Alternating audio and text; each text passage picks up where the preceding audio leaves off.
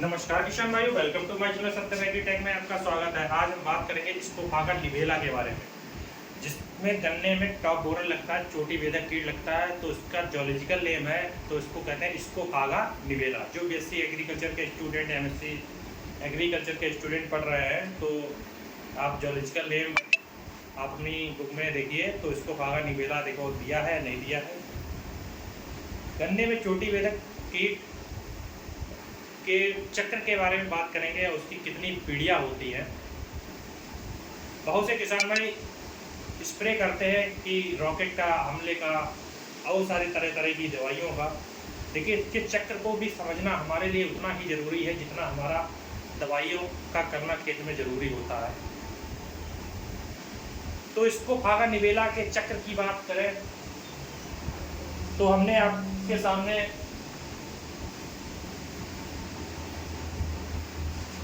तितली बना के दिखाई है, और खेत में आप लोगों को तितली देखने को मिलती होगी। बहुत से किसान भाई कहते हैं कि हमारे खेत में तितली आ गई, और स्प्रे करते हैं रॉकेट के हमले की। तो देखिए, ये आपकी तितली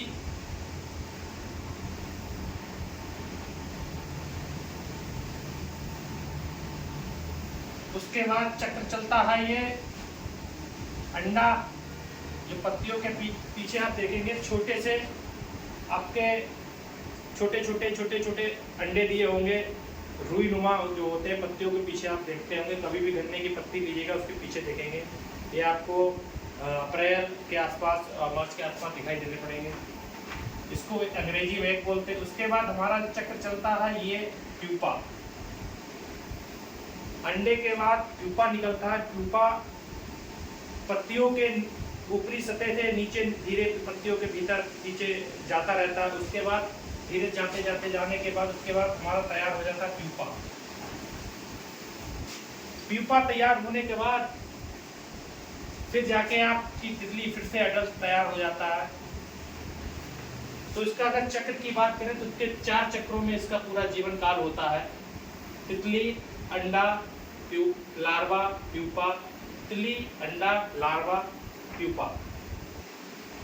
अगर इस तितली की पीढ़ी की बात करें तो इसकी 5 से 7 पीढ़ियां होती हैं, जो मार्च, अप्रैल, मई, जून, जुलाई तक चलती रहती है। इसका कन्वर्शन होता रहता है, बदलाव होता रहता है।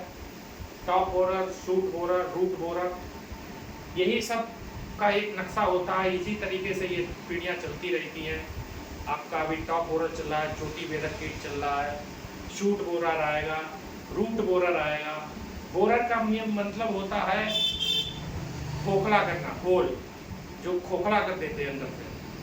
खानों में भी समस्या आती है। आप जब गन्ने की पत्ती को उखाड़ेंगे तो खिंच आती है। आप अगर गन्ने की पत्ती, आपकी गन्ना है और इसकी अगर आप पत्ती को लेते हैं तो इस पत्ती को अगर आप उखाड़ते हैं तो ये पत्ती आसानी से निकल आती है, क्योंकि इसकी गोब में जो सूंडी बैठी होती है वो उसको काट देती है, वो आसानी से उखड़ आती है। टॉप बोरर लगने से पत्तियां पीली भी पड़ जाती है और पौधे की ग्रोथ भी रुक जाती है।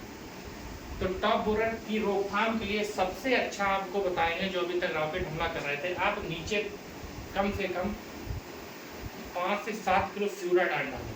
बहुत बढ़िया रिजल्ट मिलेगा, बेटर रिजल्ट मिलेगा। जो फ्यूराडान आता है अच्छी कंपनी का, क्रिस्टल वगैरह का, एफएमसी का ले लीजिए। और स्प्रे की अगर बात करें तो आप अच्छे स्प्रे में, जो अभी तक रॉकेट हमला कर रहे थे, आप फिब्रोनिल, इमीडा, क्लोप्रेट और क्लोरेंट्रा नीलीप्रोल, एफएमसी कंपनी का या किसी अच्छी कंपनी का कोराजिल ले लीजिए। इसकी आप ड्रिंचिंग करें।